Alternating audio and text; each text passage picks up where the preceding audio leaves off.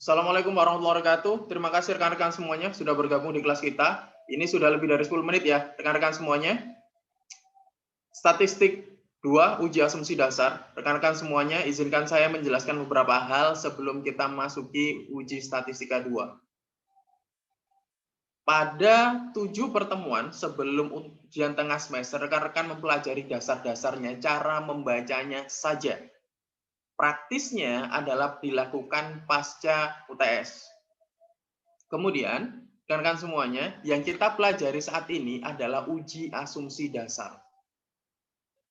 Yang paling sering digunakan dalam research, khususnya strata 1 atau program sarjana, paling sering di seluruh Indonesia, saya yakinkan sekitar 80%, seluruh universitas di Indonesia, khususnya pada prodi manajemen, ilmu administrasi, bahkan beberapa prodi-prodi seperti koperasi, keuangan, administrasi perkantoran, dan lain sebagainya, yang masih menggunakan model penelitian berbentuk variabel X, Y, dan Z, ini masih menggunakan uji asumsi dasar. Uji asumsi dasar itu apa sih, Pak? Oke. Rekan-rekan semuanya, sebelum kita memahami uji asumsi dasar, rekan-rekan semuanya harus memahami terkait ini dulu. Kemarin, statistik 1, rekan-rekan mempelajari terkait dengan regresi forecasting, kemudian mean median modus, kemudian bagaimana rekan-rekan semuanya mempelajari terkait dengan berbagai macam skala. Apa yang rekan-rekan semuanya pelajari pada statistik 1, itu merupakan dasar-dasar untuk deskriptif statistik. Bagaimana saudara mampu mendeskripsikan berbagai macam data yang saudara dapatkan. Itu adalah deskriptif statistik, fokus dari statistik 1. Jika saudara mengerjakan skripsi nantinya, pada bab 4 saudara, nanti ada yang disebut dengan responden mapping, atau bagaimana saudara mendeskripsikan pendapat dari masing-masing responden Anda. Jadi kalau Anda sekitar memiliki 50-80 responden, di sana saudara bisa melihat deskriptif statistiknya seperti apa, rata-rata mereka seperti apa. Ini yang rekan-rekan semuanya perlu tahu. Sehingga ketika nanti pada statistik 2 ini, saudara mempelajari 3-box method, saudara tidak hanya mempelajari merata-ratakan responden saudara pendapatnya seperti apa, tapi sudah mulai memasukkan mereka rata-rata responden ini pendapatnya seperti apa, baik, buruk, dan lain sebagainya. Ini yang akan saudara pelajari. Jadi di sini sebelum kita memasuki uji asumsi dasar, rekan-rekan semua sudah tahu ya, bahwa di bagian kiri ini adalah deskriptif statistik atau statistik 1, dasar saudara kemarin. Yang saudara pelajari saat ini adalah inferensial statistik. Bagaimana saudara sudah menggunakan alat-alat statistik. Umumnya di Indonesia memiliki beberapa alat statistik yang kita gunakan. Yang pertama yaitu SPSS. SPSS ini biasanya digunakan untuk regresi dan juga bisa menggunakan exploratory factor analysis. Ini yang rekan-rekan semuanya gunakan. Hampir mayoritas seluruh universitas di Indonesia yang mahasiswanya mempelajari manajemen, kemudian mempelajari ilmu sumber daya manusia, marketing, finance, operasional, dan lain sebagainya masih menggunakan SPSS. Dan ini merupakan salah satu alat wajib yang harus saudara kuasai dalam ilmu statistik 2. Yang kedua adalah beberapa tools yang sekarang mulai sering digunakan, tetapi beberapa universitas masih jarang menggunakan, yaitu structural equation modeling. Structural equation modeling partial least square, atau biasa kita sebut SEM-PLS, ini biasanya dipelajari saudara ketika saudara melanjutkan pada strata 2. Fungsi dari PLS adalah saudara dapat menemukan sebuah novelty, atau saudara menemukan sebuah kebaharuan dalam fenomena bisnis, fenomena gap perusahaan, atau ketika saudara belajar untuk operasional, saudara sudah menemukan gap-gap logistik. Ini yang saudara pelajari dengan menggunakan SEM-PLS.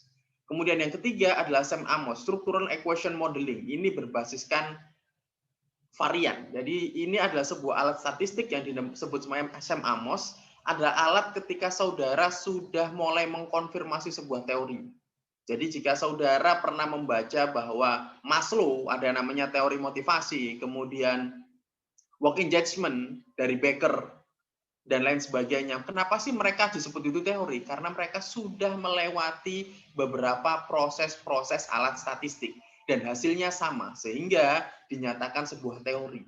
Jadi teori perlu diuji secara statistika, perlu diuji secara logis dan secara akademik, sehingga hal tersebut dinyatakan sebagai sebuah teori. Inilah fokus dari kelas statistika 2, yaitu inferential statistik. Perkuliahan kita pada selama 14 pertemuan. Kemudian selanjutnya rekan-rekan semuanya, sebelum kalian memahami terkait uji asumsi dasar seperti apa, rekan-rekan semuanya harus memahami terlebih dahulu terkait dengan kerangka berpikirnya. Kerangka berpikir ini penting karena kerangka berpikir inilah yang saudara gunakan dalam riset. Saudara strata 1, selama saudara belajar strata 1, maka kerangka berpikir ini akan terus saudara gunakan dimanapun saudara berada. Tidak hanya saudara berada di Setiamak, ketika saudara melanjutkan strata 2, strata 3, bahkan sampai saudara mendapatkan gelar profesor, kerangka berpikir ini tetap digunakan. Baik secara pada penelitian kualitatif maupun pada penelitian kuantitatif.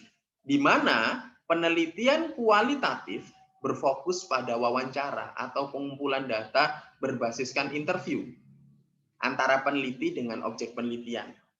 Sedangkan ketika kita berbicara terkait penelitian kuantitatif, fokus kita adalah bagaimana kita bisa memahami sekumpulan objek penelitian berbasiskan data-data yang ada. Ini adalah fokus dari penelitian kuantitatif, di mana data-data tersebut akan kita rasionalisasikan atau kita biasa menguji secara hipotesis untuk mendapatkan gambaran yang spesifik pada objek penelitian tersebut.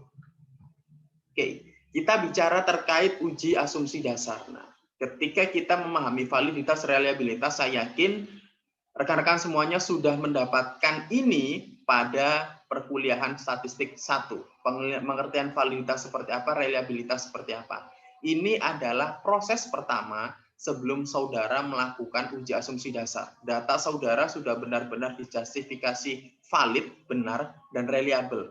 Bisa dipertanggungjawabkan. Jadi valid ini benar, dan reliable ini bisa dipertanggungjawabkan.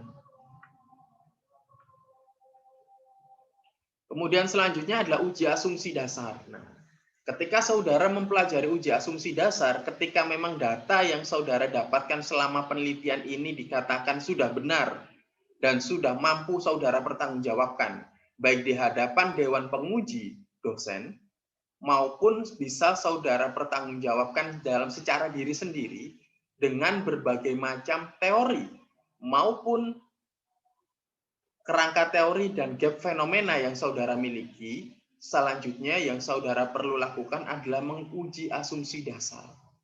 Ketika saudara menggunakan model regresi, ketika saudara melakukan model uji X1, X2, X3, Y, ada variabel independen, ada variabel bebas. Ini ketika model-model tersebut, selama menggunakan model regresi, saudara akan menggunakan uji asumsi dasar sebelum mendapatkan hasil penelitiannya. Contoh seperti ini. Saudara ini ingin mengetahui nih, bagaimana sih apakah harga beli, dan daya beli masyarakat kita, harga jual kita ke masyarakat, dan daya beli masyarakat mempengaruhi penjualan. Di mana harga beli dan daya beli adalah variabel bebas, dan penjualan adalah variabel terikat atau Y. Nah, kita sedang menguji nih dua variabel bebas dan satu variabel terikat. Apakah dua variabel ini memiliki pengaruh atau tidak ke variabel terikatnya, yaitu penjualan. Sebelum kita memasuki tersebut, ketika kita sudah sebar kuesioner, banyak kuesioner, maka yang kita lakukan pertama kali adalah menguji validitas dan reliabilitasnya. Oh sudah, datanya sudah benar Pak dan bisa dipertanggungjawabkan. Selanjutnya, kita lakukan uji asumsi-asumsi pada data tersebut, yaitu uji asumsi dasar, di mana uji asumsi ini terdapat 5 komponen penting, yaitu normalitas, multikolinearitas, heteroskedastisitas, Dan yang terakhir adalah linearitas. Kemudian jika penelitian saudara berbasiskan data time series adalah autokorelasi. Setelah saudara mempelajari terkait dengan uji asumsi dasar, maka oke Pak, seluruh uji asumsinya sudah lolos nih. Selanjutnya, saudara mempelajari terkait dengan uji signifikansi hipotesis. Hipotesisnya adalah contoh saudara mengatakan bahwa semakin tinggi daya beli masyarakat, maka penjualan kita akan semakin tinggi. Ini adalah hipotesis yang kita buat. Setelah data-data respondennya masuk, uji asumsi klasik sudah dilakukan oleh semua, maka kita lakukanlah uji signifikansi. Baik semakin tinggi daya beli masyarakat, semakin tinggi penjualan kita, maupun semakin murah harga kita, maka semakin tinggi penjualannya. Ini kemudian diuji. Setelah diuji, maka timbullah beberapa hasil-hasil penelitian. Apakah uji hipotesis kita diterima atau tidak. Sehingga ketika kita berbicara hasil penelitian ini, karena hasil penelitian ini sudah melewati beberapa proses-proses yang sangat detail, baik terkait dengan kebenaran dan pertanggungjawaban data. Kemudian data ini sudah disaring dengan 5 saringan yang berbeda untuk statistik. Kemudian saudara melakukan uji pengaruh antara satu variabel dengan variabel lainnya, maka data ini bisa kita pertanggungjawabkan. Seperti itu. Pak, pertanyaan nih, kalau saya ada pertanyaan nih Pak, apa sih perbedaan antara masing-masing alat statistik? Contoh ada SPSS, kemudian SEM-PLS, SEM-AMOS, bahkan LISREL. Fungsinya ada di mana Pak? Fungsinya adalah seberapa besar sampel yang kalian teliti. Jika sampel yang kalian teliti hanya sekitar mungkin 100 atau sampai 200, mungkin SPSS masih bisa mengcover itu. Tetapi kalau sudah sampai di atas 300, 300 sampai 500, kita sarankan sudah pakai AMOS. Kalau lebih dari 500, Pak, kita sarankan pakai LISREL. Oke, Pak. Apakah hanya sampel saja? Tidak, tetapi juga bergantung dengan tujuan penelitian saudara. Jadi ketika kita berbicara statistik, maka saudara berfokus pada 2 hal. Tujuan penelitian saudara dan besar kecilnya sampel saudara. Simpelnya itu saja. Semakin besar sampel saudara, maka semakin rumit alat statistiknya. Semakin simpel tujuan penelitian saudara, maka alat logika berpikir, bahkan alat yang saudara gunakan semakin sederhana. Contoh seperti ini. Saudara hanya ingin mendapatkan gambaran bagaimana pengaruhnya saja sih. Seberapa banyak sih pengguna iPhone di Barunawati misalnya. Saudara menyebar kuesioner 30 orang, kemudian saudara ingin mendapatkan rata-rata berapa sih antara 30 orang ini. Saudara setelah menyebar datanya menggunakan statistik deskriptif saja, saudara sudah bisa menyimpulkan setelah uji validitas reliabilitas, kemudian saudara menggunakan uji statistik deskriptif sudah keluar. Pak, saya ingin mengetahui apakah pengaruh uang saku mahasiswa dan pekerjaan orang tuanya mempengaruhi gaya hidupnya misalnya. Oke, kayak gitu. Sampelmu berapa? Sampel saya 50, Pak. Oke, bisa pakai SPSS. Karena kayak gitu, Pak. Sampelmu berapa? Sampel saya 300. Berarti kamu harus pakai AMOS. SPSS sudah nggak bisa mengcover itu. Karena semakin banyak sampelnya, biasanya SPSS bias. Kita balik lagi ke tujuan penelitian. Saudara ingin apa? Pak, saya ingin konfirmasi teori. Apakah benar model penelitian saya? Apakah benar pertanyaan saya ini mampu terjawab dengan sempurna atau tidak? Semakin rumit alat statistiknya, maka pertanyaan yang saudara ingin dapatkan adalah semakin kompleks. Jadi, di sini saudara seharusnya sudah mulai berpikir, semakin besar, Pak, saya ingin melakukan penelitian apakah gaya hidup mahasiswa, gaya hidup mahasiswa, latar belakang keluarganya itu mempengaruhi cepat atau tidaknya masa tempuh studinya dia, seperti itu. Saya ingin seluruh Surabaya. Seluruh Surabaya ini ada berapa orang? Oke, ada sekitar 35.000 orang Pak mahasiswanya. Kira-kira seperti itu. Berarti 35.000 orang, saudara sudah tidak bisa menggunakan data SPSS. Saudara harus menggunakan Israel. Seperti itu ya. Jadi ada dua catatan penting dalam kerangka berpikir ini. Semua data harus bisa dipertanggungjawabkan benar, kemudian disaring lagi dengan uji asumsi dasar, kemudian baru kita laksanakan uji signifikansi, dan kita dapatkan kesimpulan. Pak, seumpamanya kita langsung lompat ke uji signifikansi tanpa ada uji asumsi dasar seperti apa? Tanpa valid, tanpa reliable deh Pak. Kita udah dapat responden, langsung kita olah pakai SPSS. Hasilnya gimana? Hasilnya tidak bisa dipertanggungjawabkan. Karena saudara tidak bisa validitas. Loh Pak, tapi kok hanya validitas saja dan reliabilitas. Tanpa memasukkan uji asumsi dasar gimana? Apakah hasilnya diterima? Tidak. Karena uji asumsi dasar ini melekat pada model regresi. Ketika saudara tidak menggunakan regresi, maka uji asumsi dasar ini tidak digunakan. Contoh, saudara menggunakan structural equation modeling per least square, uji asumsi dasar tidak digunakan. Ya, saudara-saudara semua, ini adalah kerangka berpikir dalam memahami sebuah penelitian, fenomena penelitian. Fokus kita pada pertemuan kedua ini adalah terkait dengan uji asumsi dasar. Oke, rekan-rekan semuanya. Sekarang kita pelajari secara spesifik ya, terkait dengan 5 uji asumsi dasar yang akan kita pelajari hari ini. Pelajari baik-baik, karena pasca saya menjelaskan ada beberapa tugas yang bisa saudara dapatkan di sini. Oke, yang pertama adalah normalitas.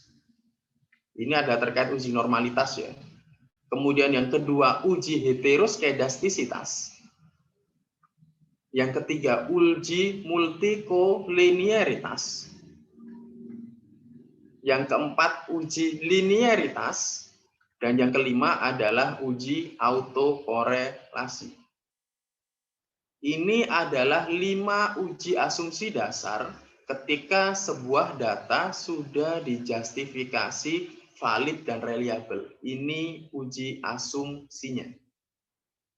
Oke, sekarang kita akan masuk pada definisi yang pertama terkait dengan uji normalitas.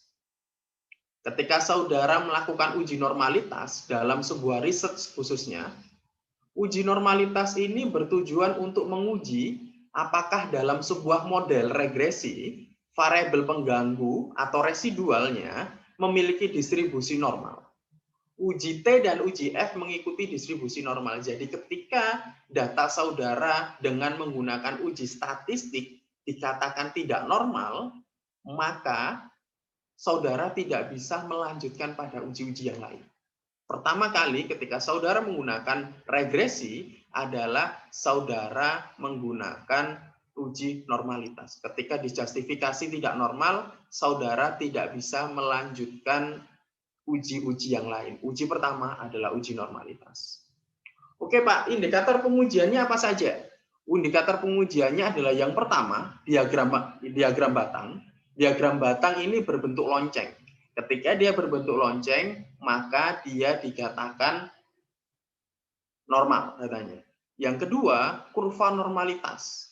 Selama titik-titik sampel kita atau titik-titik responden kita berada pada garis lurus normalitas, masih berada di masing-masing garis, ini dinyatakan normal. Yang ketiga, menggunakan uji Kolmogorov-Smirnov. Ketika nilainya tidak signifikan, maka bisa dijustifikasi bahwa data tersebut normal. Oke. Sebelum kita, ini ya rekan-rekan semuanya terkait data-datanya. Pak, maksudnya seperti apa? Oke. Rekan-rekan semuanya bisa perhatikan 3 poin pada indikator pengujian normalitas. 3 poin di sana. Perhatikan dengan baik dan benar terkait pengujian 3 poin tersebut.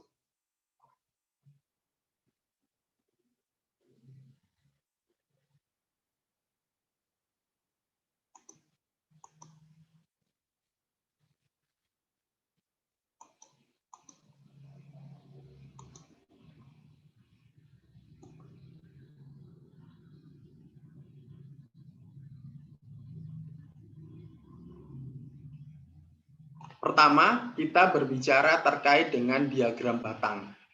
Oke. Diagram batang selama berbentuk lonceng, maka data tersebut dijustifikasi normal. Seperti ini, saudara semua. Ketika ini adalah diagram histogram normalitas. Ketika datanya masih berbentuk lonceng seperti ini, maka data tersebut terjustifikasi normal. Ini namanya diagram batang. Yang kedua, ketika saudara melihat ini, nah, ketika lihat datanya, Pak, ini titik-titiknya masih berada di sekitaran garis lurus. Nah, sehingga kita menjustifikasi datanya adalah normal. Tetapi kita tahu bahwa berbentuk lonceng dan titik-titik ini hanya bentuk gambar saja. Semua orang bisa jadi memiliki penafsiran yang berbeda-beda. Bisa jadi yang mengatakan ini normal, ada yang mengatakan lupa ini kan titik-titik yang sini ini kan jauh dari garis lurus normal, sehingga kan bisa jadi nggak normal. Apa yang kita lakukan? Kita lakukan adalah melakukan uji Kolmogorov-Smirnov. Di mana ketika kita melakukan uji Kolmogorov-Smirnov, di sana ketika nilainya signifikan atau berada di bawah 0,05, maka dinyatakan signifikan. Ketika nilai signifikansinya di atas 0,05, maka dijustifikasi tidak signifikan. Contohnya seperti apa, Pak? Oke, rekan-rekan semuanya, silakan perhatikan data berikut.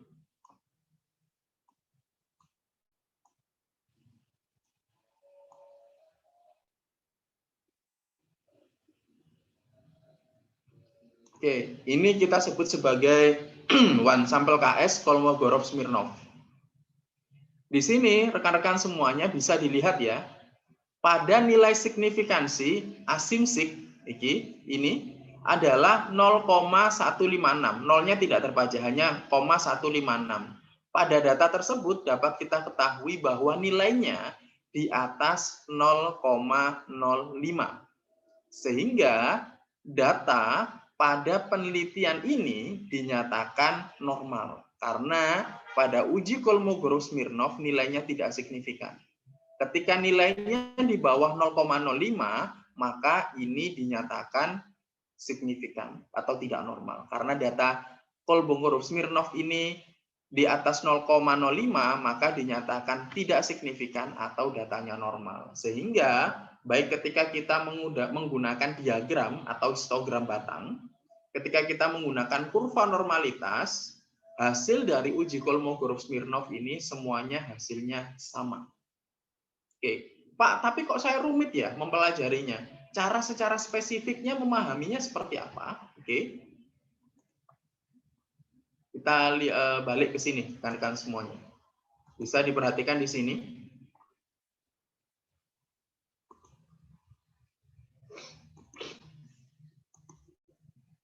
Ini adalah terkait kita bicara normalitas tadi. Teorinya seperti ini, membaca indikator pengujian sebuah data seperti itu.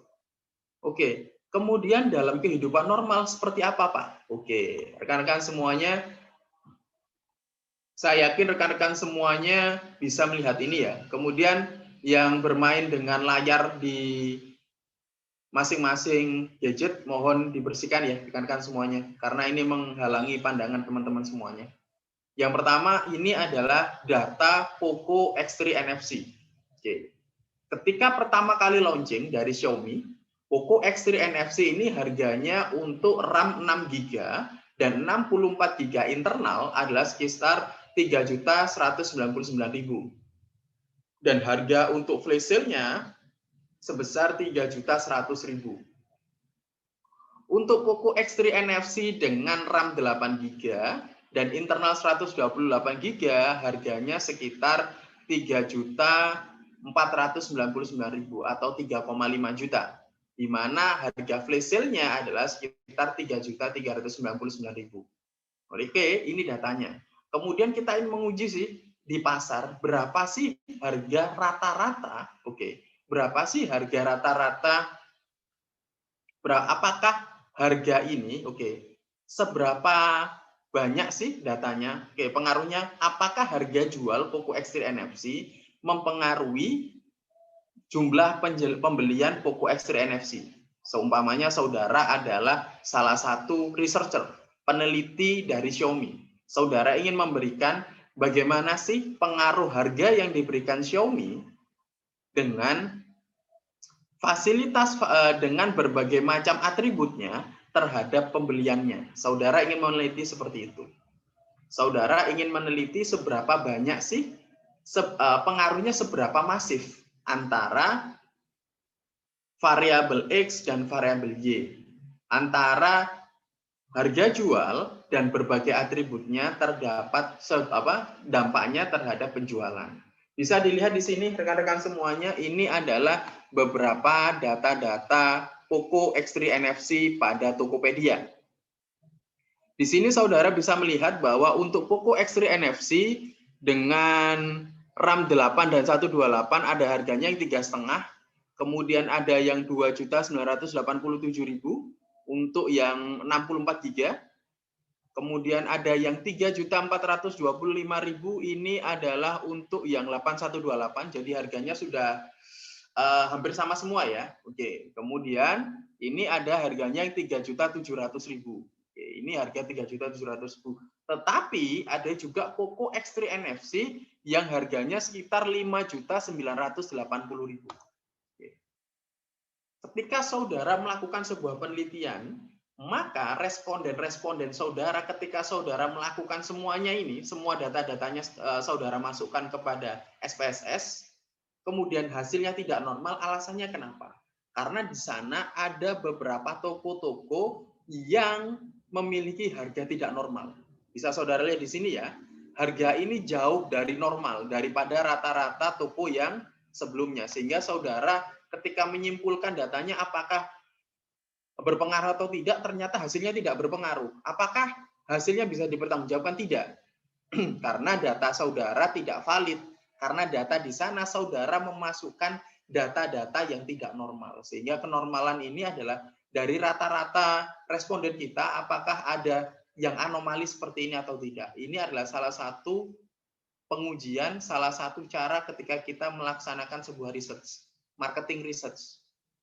Bagaimana sih pengaruh harga jual dan atribut-atributnya terhadap penjualannya? Nah, berarti responden-respondennya seharusnya saudara menggunakan harga-harga jual yang normal. Kalau harganya tidak normal, saudara singkirkan. Sehingga tidak semua data-data bisa kita masukkan. Inilah pentingnya menggunakan uji normalitas. Oke, ini adalah uji yang pertama.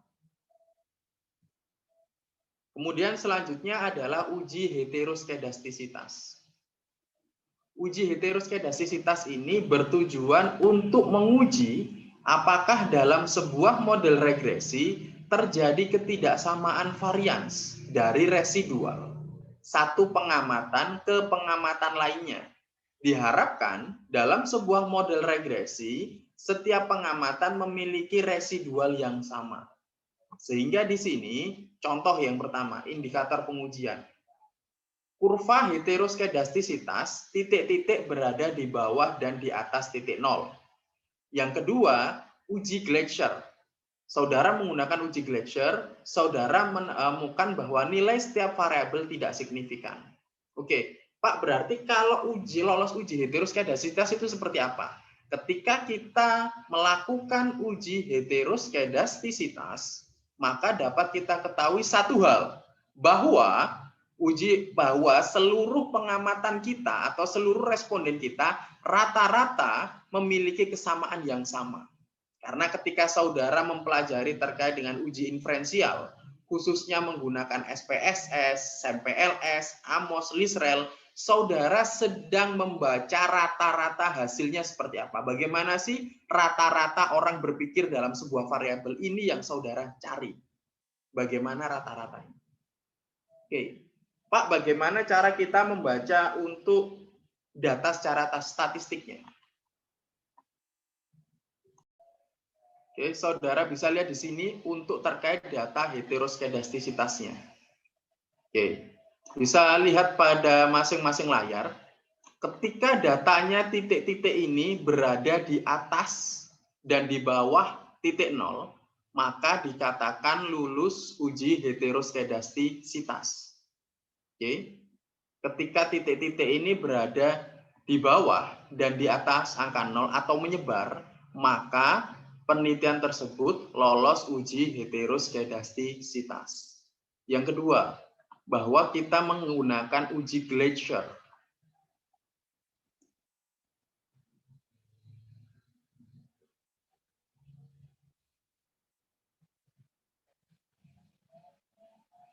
Oke, Pak, apakah ini beda dengan uji regresi pada biasanya? Uji regresi biasanya kan Y-nya itu kan variabelnya berbeda. Kalau saudara menggunakan uji Glaser, dependent variabelnya namanya uji Glaser, hasil dari akumulasi residual. Tetapi ketika saudara menggunakan uji seperti biasa, variabel Y-nya adalah daya beli. Oke, dependent variabelnya daya beli. Tetapi ketika saudara menggunakan uji Glaser seperti ini adalah residualnya atau hasil setelah olah data pertama, tadi sudah ada datanya. Nah, ada residual interaksi dari mulai seluruh variabel, baik variabel independen maupun variabel dependen, ini ada hasil interaksinya. Hasil akumulasi perhitungan semuanya ini residual. Residual inilah yang kita jadikan uji Glaser dengan teknik absolut. Ketika diregresikan, rekan-rekan semuanya bisa lihat pada koefisien A.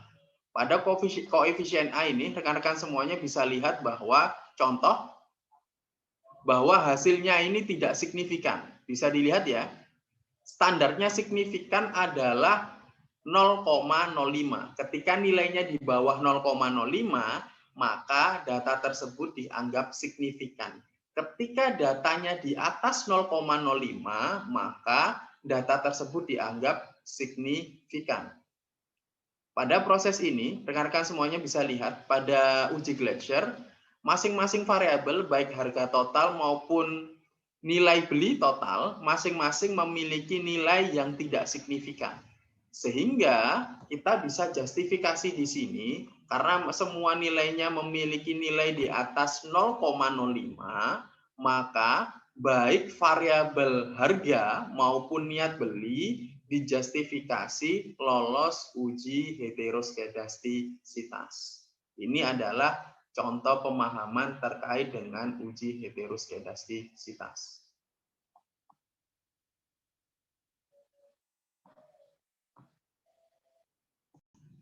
Sekarang saudara akan melanjutkan contohnya dalam kehidupan nyata memahami uji heteroskedastisitas itu seperti apa, Pak? Oke. Sekarang rekan-rekan semuanya bisa lihat pada seperti ini. Uji heteroskedastisitas adalah bagaimana kesamaan responden kita dari satu pengamatan ke pengamatan yang lain. Contohnya seperti ini. Ketika saudara berbicara tentang kesuksesan, saudara pasti pernah mendengar kata-kata ini. 10 tahun dari sekarang Anda menjadi apa? Itu tergantung dari 10 orang paling dekat pada Anda saat ini. Oke? Sehingga ketika ini saudara nih, ini saudara. Kemudian ini adalah lingkungan saudara. Pertama kali kita katakan lingkungan saudara ini banyak positifnya atau negatifnya. Oke, banyak yang bermuatan negatif atau banyak yang bermuatan positif. Ini yang akan menjadikan saudara ke depannya. Anda akan menjadi orang baikkah atau Anda akan menjadi orang burukkah? Ini habitnya akan diketahui dari sini. Lupa kenapa ini sama dengan uji heteroskedastisitas? Uji heteroskedastisitas ini adalah bagaimana menguji kesamaan antara satu responden dengan responden yang lainnya. Oke, jadi seperti ini. Ketika lingkungan saudara antara satu responden dengan responden lainnya atau teman saudara, antara satu teman dengan teman yang lainnya adalah sales, otomatis 10 tahun ke depan saudara akan jadi sales. Saya lupa kenapa Pak jadi dosen. Oke. 10 tahun yang lalu, sebelum saya ambil S2, rata-rata lingkungan saya adalah dosen, periset, surveyor, dan lain sebagainya. Sehingga 10 tahun kemudian, saat ini, saya 2020, jadi seorang dosen, riset. Sehingga ketika saudara ingin mengatakan, Pak, kenapa sih saya kok belum sukses? Pak, kenapa sih penghasilan saya kok masih sekitar di angka 5 juta sampai 7 juta? Kenapa sih Pak penghasilan saya masih belum sampai 20 sampai 30 per bulan. Kenapa sih Pak tabungan saya masih tidak ada mungkin 6 digit atau 8 digit? Alasannya kenapa? Pertanyaannya simpel, apakah lingkungan saudara memiliki apa yang saudara inginkan? Kalau tidak ada, segera berpindah ke lingkungan yang memiliki itu. Karena lingkungan-lingkungan itu akan mengajarkan saudara bagaimana cara memiliki habit mereka.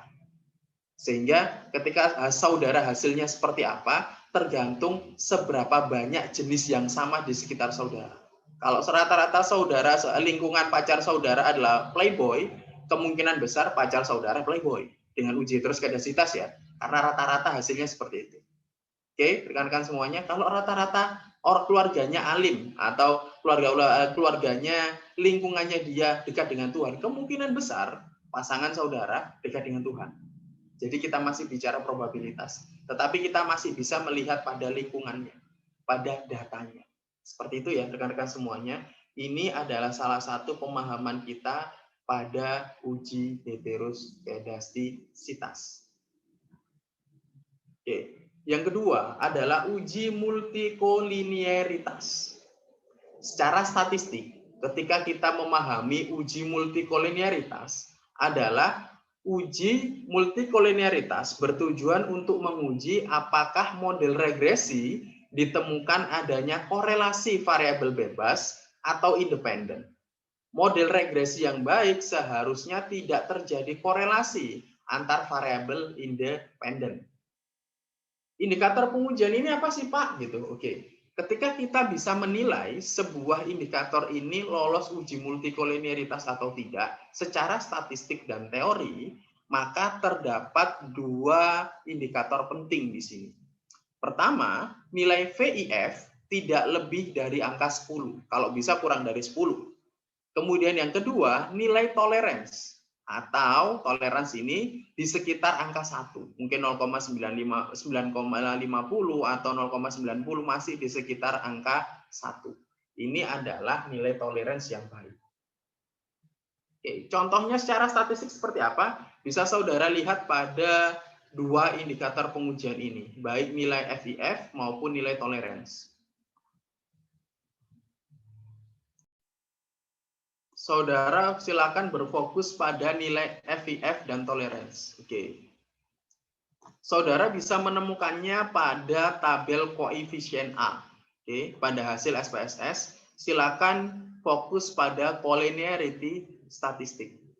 Di sini saudara bisa melihat bahwa nilai toleransinya adalah 1, di sekitaran angka 1, 0,987, hampir mendekati 1. Sehingga dijustifikasi pengujian pertama lolos. Yang kedua, nilai VIF-nya adalah 1,013 atau masih jauh di bawah angka 10. Sehingga hasil penelitian ini atau data penelitian ini sudah lolos uji multikolinearitas. Sehingga di sini dengan data statistik ini tidak adanya korelasi baik variabel independen antara satu variabel independen maupun independen yang lainnya. Tidak ada hubungan secara spesifik ya, secara akademikly, tidak ada hubungan antara variabel harga dengan niat beli. Jadi tidak ada hubungan variabelnya tidak terlihat secara kentara. Sehingga ini dua-duanya tidak berkorelasi antara variabel harga maupun variabel niat beli. Selanjutnya, Pak, saya bingung nih. Memahami uji multikolinearitas ini seperti apa sih sesungguhnya caranya dalam kehidupan kita sehari-hari? Oke, rekan-rekan semuanya bisa dilihat pada ketika kita berbicara terkait dengan uji multikolinearitas, maka contohnya seperti apa? Oke, ketika saudara punya pacar deh misalnya. Kemudian saudara ada konflik nih sama pacarnya. Kemudian saudara sebagai seorang periset yang baik, seorang peneliti yang baik, saudara ingin mendapatkan gambaran yang spesifik sesungguhnya sebabnya ini apa sih gitu yang menyebabkan konflik antara saya sama pacar saya, alasannya apa? Oke. Pertama kali yang saudara lakukan adalah saudara mulai mengumpulkan nih para pengaruh-pengaruhnya siapa saja. Di sini beberapa data yang saudara dapatkan adalah pertama karena dia punya sahabat si A, ini justifikasi saudara ya karena sahabat A. Yang kedua, sahabat B. Yang ketiga, karena ada relasi kantor. Bisa jadi dia punya teman curhat di kantornya. Nah, ini bisa jadi faktor untuk konflik dengan saudara. Yang keempat adalah terkait dengan mungkin ada pelakor di sana. Oh, mungkin ini ada ciri-ciri ada orang yang deketin pacar kita. Jadi dia ada berkonflik dengan kita. Ini adalah 4 faktornya. Oke, Pak, terus kemudian uji multikolinialitas hubungannya seperti apa? Hubungannya adalah terkait dengan justifikasi kita. Kalau saudara ingin data saudara lengkap, saudara tidak perlu memasukkan banyak faktor di sana. Tidak perlu memasukkan banyak variabel-variabel. Yang saudara jelaskan spesifik adalah terkait dengan variabel itu seperti apa. Contoh, perbedaan apa sih antara sahabat A, sahabat B, kemudian relasi kantor? Bedanya apa? Oke, nggak ada bedanya, Pak. Mereka semua itu kan orang-orang dalam lingkungan kantor. Oke, berarti di sini tidak ada pengaruhnya antara sahabat A, sahabat B, dan relasi kantor. Semuanya dirangkum jadi satu adalah lingkungan kantor. Sehingga ketika saudara ditanya, sebabmu konflik sama pacarmu kemarin apa? Nggak tahu, memang itu karena nggak usah jelasin, oh itu karena sahabat A, sahabat B, bosnya nggak usah. Saudara simpel aja, ya karena lingkungan kantornya jelek sih. Sama juga ada faktor X, karena mulai ada bibit-bibit pelakor sih dari tempat lain gitu.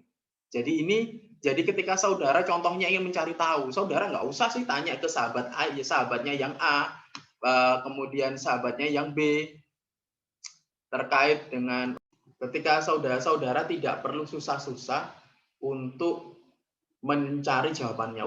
Udah dari tiga orang ini misalnya yang saudara justifikasi lingkungan yang sama, lingkungan kantor. Yang paling besar pengaruhnya siapa sih? Oh, yang paling besar pengaruhnya adalah sahabatnya yang B. Oke. Jadi saudara cukup cari tahu aja informasi terkait sahabatnya yang B, nggak usah semuanya. Karena kan mereka dalam satu lingkungan kantor. Semuanya punya korelasi, yaitu korelasi orang-orang yang berada di kantor. Ini kan korelasinya. Ketika saudara membuat sebuah penelitian, maka tidak boleh ada korelasinya antara satu variabel dengan variabel yang lainnya. Sehingga kalau itu semua dalam korelasinya adalah lingkungan kantor, ya sudah ambil satu aja. Yang paling pengaruh yang mana, itu yang saudara masukkan. Pak, tapi faktor X-nya ternyata pelakornya dari lingkungan kantornya sendiri, Pak. Itu ternyata anaknya bos. Ya sudah, berarti sahabat A, sahabat B, sama relasi di kantornya saudara hapuskan. Saudara cuman cari pelakornya saja. Karena antara pelakor dengan sahabat A, sahabat B, maupun dengan relasi di kantornya, semuanya punya korelasi yang sama, yaitu kantornya. Sehingga saudara nggak perlu meneliti semua variabel itu. Saudara tidak perlu mencari tahu semua prosesnya. Saudara cuma cari tahu satu, ada apa sih di kantornya? Kok sampai dia berubah? Cuman itu yang saudara tanyakan. Bukan 4 ini variabel yang berbeda, tetapi 4 ini adalah satu kesatuan yang sama. Sehingga di sini saudara tahu ya, bagaimana perbedaan penting antara aplikasi dari multikolonialitas terkait pemahamannya, cara logika berpikir kita yang sebenarnya seperti apa. Oke, rekan-rekan semuanya, ini adalah praktek dari uji multikoliniaritas. Yang kedua, uji linearitas. Uji ini digunakan untuk mengetahui spesifikasi model yang digunakan benar atau ada hubungan antara variabel independen dengan variabel dependen. Semakin besar nilai R-square pada kurva, menunjukkan semakin baiknya sebuah model. Sehingga ketika saudara melaksanakan sebuah uji berbasiskan linearitas, di sana akan ada gambarnya. Ada pengaruhnya nggak sih antara, saudara mengatakan nilai beli dengan harga jual. Harga beli dengan jumlah penjualan. Ada pengaruhnya nggak sih? Secara logika gimana?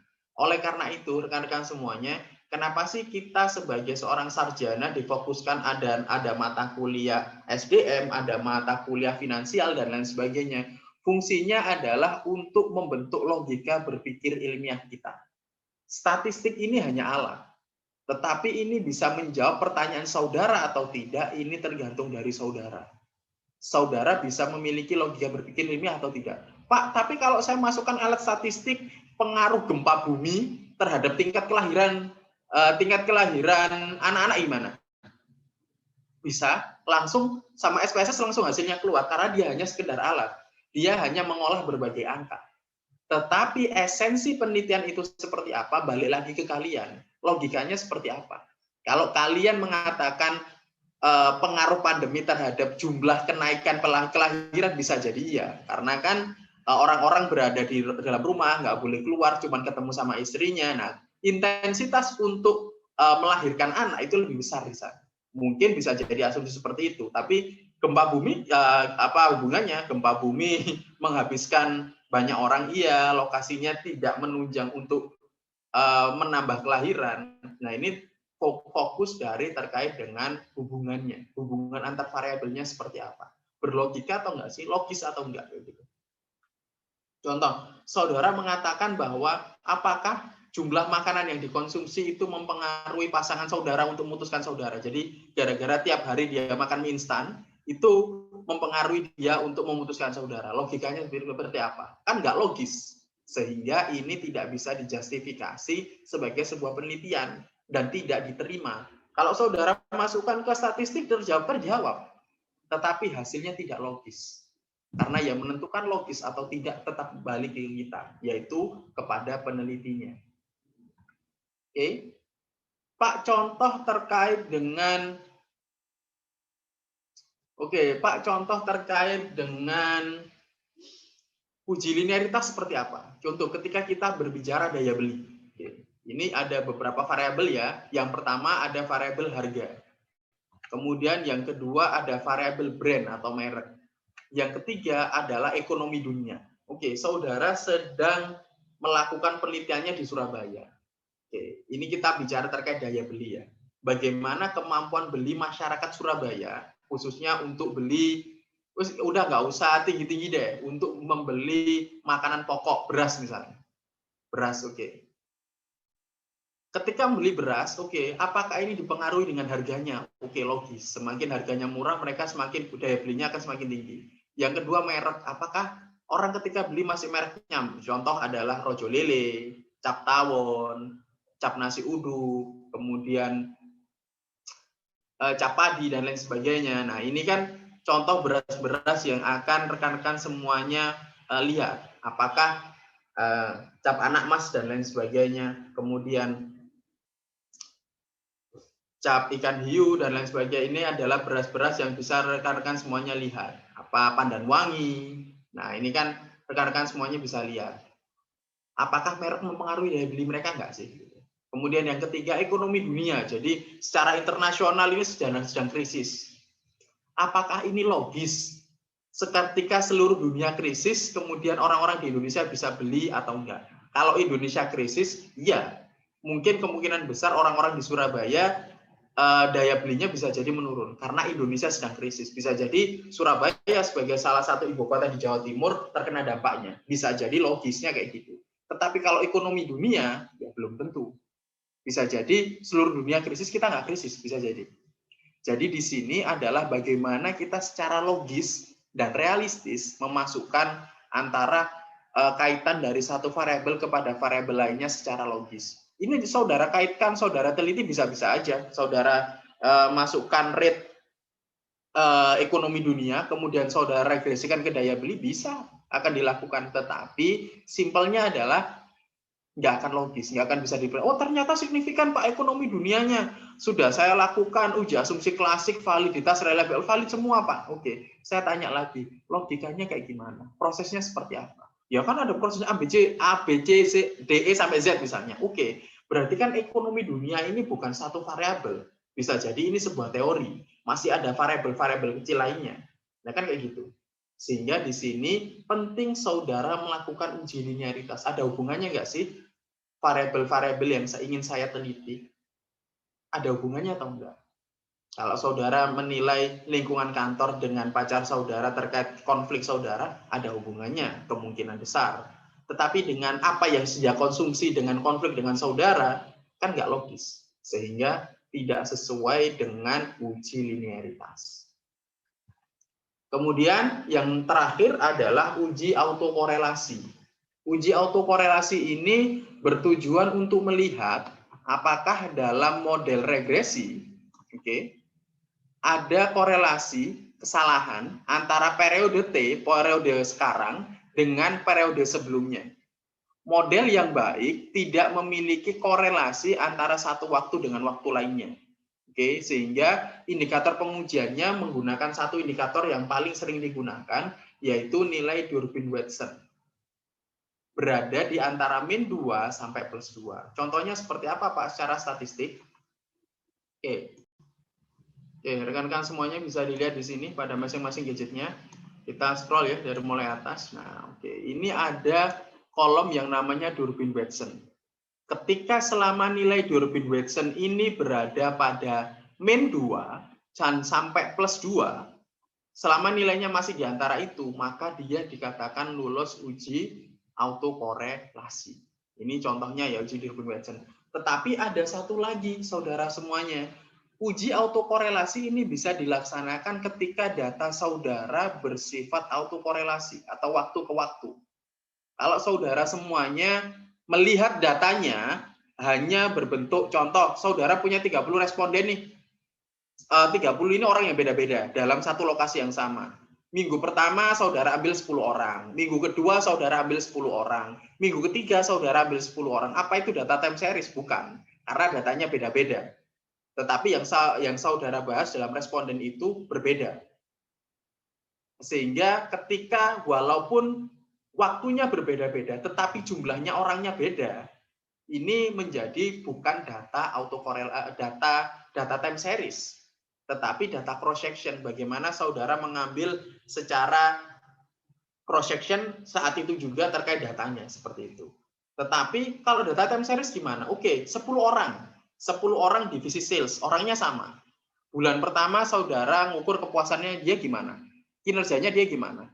Bulan kedua kinerjanya dia gimana? Orangnya tetap sama, 10 orang itu. Tetapi ada bulan 1, bulan 2 sampai bulan 12. Kemudian saudara regresikan selama 30 bulan.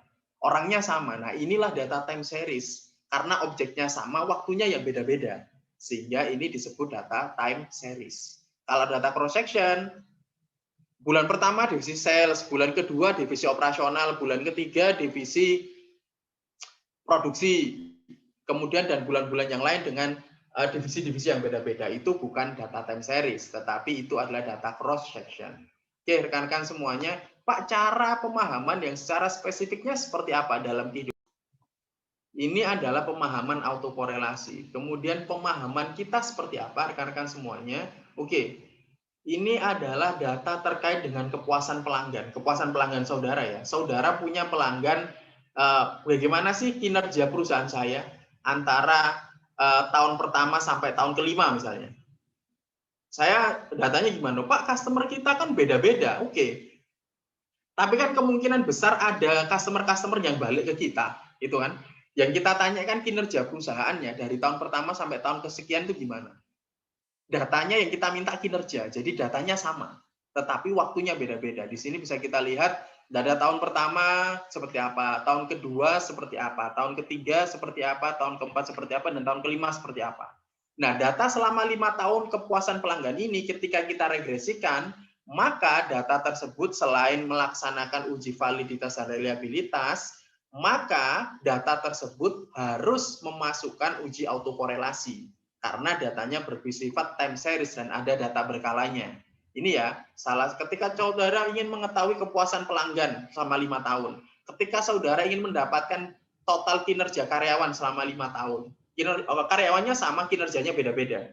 Sehingga butuh data autokorelasi. Contoh saudara ingin mengetahui bagaimana sih tingkat riset mahasiswa di Indonesia selama 5 tahun terakhir, mahasiswanya sama, risetnya beda-beda, tapi waktunya kan berbeda.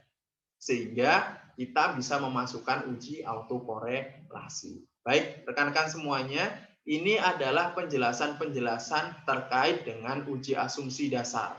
Bagaimana saudara memahami proses-prosesnya, cara membacanya seperti apa.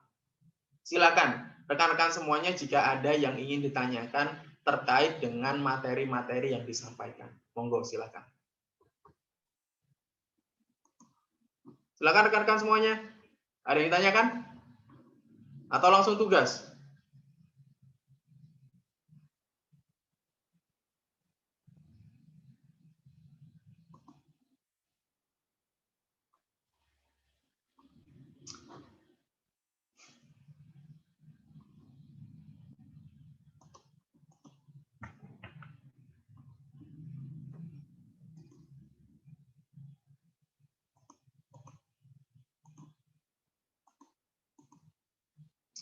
Baik, rekan-rekan semuanya, itu adalah beberapa penjelasan kita terkait dengan uji asumsi dasar. Prosesnya seperti apa, kemudian cara saudara memahaminya seperti apa. Untuk mendapatkan gambaran yang spesifik secara detail, prosesnya seperti apa, rekan-rekan semuanya, bisa melihat pada rekan-rekan semuanya bisa melihat ini nanti di YouTube kembali reviewnya. Tugas saudara kemarin, ketika minggu pertama kemarin adalah saudara melihat bagaimana sih alasan kita ingin mencari saudara. Saya yakin sudah ada ya, hari ini dikumpulkan. Tugasnya kemarin kan sama, saudara bisa dilihat di sana adalah saudara mencari satu perusahaan. Oke, satu perusahaan, perusahaannya bebas apapun itu. Tetapi setiap orang nggak boleh sama. Tugasnya simple. Untuk absensi minggu pertama ya, absensi minggu pertama selain saudara absensi di kolom YouTube, yang pertama adalah saudara mencari satu perusahaan, baik itu internasional pun nasional terserah, di mana perusahaan itu kalah oleh disrupsi, di mana perusahaan itu hilang karena persaingan bisnis, karena dia tidak bisa mengikuti perkembangan zaman misalnya. Nokia, Kodak, Nyonya Menir, kemudian BlackBerry Messenger, ini kan beberapa perusahaan-perusahaan yang mereka hilang karena mereka tidak bisa mengikuti perkembangan zaman, perkembangan teknologi, sehingga mereka hilang dan musnah. Ini silakan saudara masukkan di sana. Ada 2 formulir yang saya kirimkan. Yang pertama adalah formulir untuk pengisian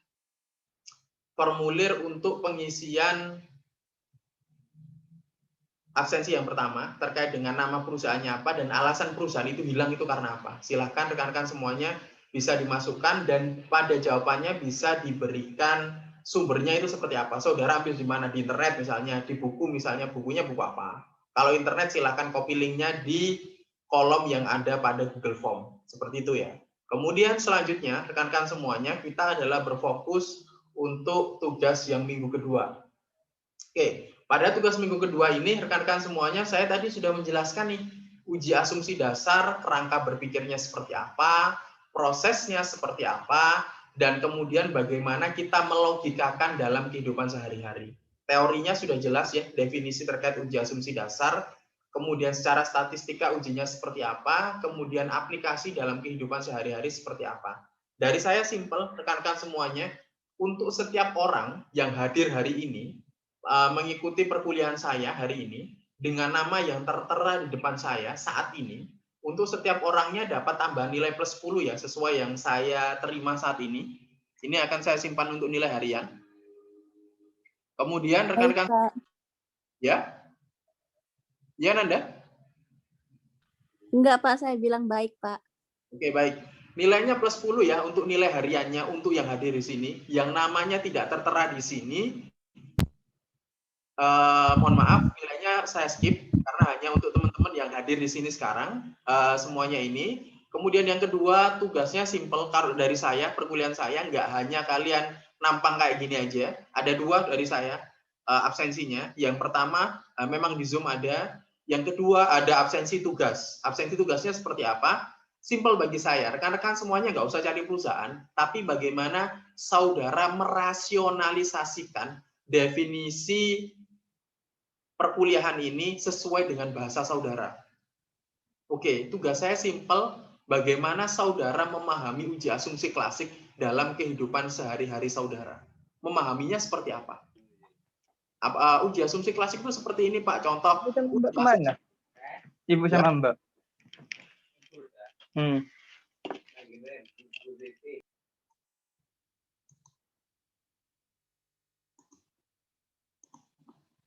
Oke, kalau contoh merasionalisasikan, saudara sudah tahu uji asumsi dasar itu apa, pengertiannya seperti apa. Bahkan saudara cari di internet uji asumsi dasar itu dasarnya banyak sekali, definisinya banyak secara teoritis. Tetapi yang saya inginkan, bagaimana saudara menangkap uji asumsi dasar menurut pemahaman saudara dalam kehidupan sehari-hari. Contoh, kalau saya uji asumsi dasar adalah berbagai 5 uji yang digunakan sebelum kita melaksanakan uji regresi. Secara teori seperti itu. Tetapi kalau dalam kehidupan sehari-hari saya mengatakan uji asumsi dasar adalah sebagai salah satu karakteristik kita dalam memilih sesuatu. Kalau saudara ingin memilih seorang calon suami misalnya, atau calon istri, saudara kan pasti lihat ada banyak kriteria. Dari mulai kemapanan, penampilan, keluarganya, penghasilan, habitnya. Ini kan terkait dengan kriteria-kriteria ini. Uji asumsi dasar adalah kriteria data untuk regresi. Sehingga uji asumsi dasar dalam pemahaman saya adalah bagaimana kita bisa, kalau dalam kehidupan saya, uji asumsi dasar adalah bagaimana kriteria kita dalam memilih sesuatu, memilih calon istri, memilih barang. Ini kriteria-kriterianya seperti ini. Ini adalah uji asumsi dasar. Oke. Kemudian yang kedua, silakan saudara berikan contoh. Oke. Silakan saudara definisikan kembali uji heteroskedasisitas itu apa sih menurut teorinya. Boleh teori dari saya, boleh teori dari internet, boleh teori dari buku, silahkan masukkan teori tersebut. Tetapi yang paling penting adalah pertanyaan kedua nanti dalam kolomnya. Kolom yang saya berikan pada Google Form nanti. Kolomnya adalah simpel dari saya, pemahaman terkait uji asumsi klasik tersebut dalam kehidupan saudara seperti apa. Dari tadi kan saya selalu menjelaskan uji normalitas itu kayak buku X-ray NFC, semua harganya 3,5 juta, ada yang 5 juta. 5 juta nggak normal. Sehingga ketika saudara masukkan semua, 5 juta ini jadi anomali. Nah, contohnya seperti apa? Coba saudara contohkan kepada saya, saudara ceritakan kembali, kalau uji normalitas dalam kehidupan sehari-hari seperti apa? Dalam aplikasi bisnis misalnya, dalam aplikasi memasak misalnya, ini seperti apa? Aplikasinya. Kemudian uji heteroskedastisitas, uji multikoliniaritas, uji linearitas, uji autokorelasi. Silahkan saudara memberikan teorinya seperti apa dan aplikasi dalam kehidupan sehari-hari saudara seperti apa. Silahkan memasukkan hal tersebut dalam tugasnya. Sehingga saya harapkan nantinya ketika saudara sudah lulus dari Setiamak Barunawati ditanya, risetmu dulu terkait apa? Oh, risetku adalah bagaimana pengaruh dampak perilaku karyawan dengan kesuksesan perusahaan. Oke. Tapi cuman kita ngerjain skripsi itu cuman ngerjain skripsi aja ya, gitu. Cuman syarat aja buat lulus. Saudara bisa jawab, oh enggak kok gitu. Ini adalah sebuah riset yang bisa membantu perusahaan. Karena apa? Nah, saudara bisa jelaskan. Ujiku itu pakai kayak gini. Karena maknanya uji ini tuh ini, fasilitasnya ini. Jadi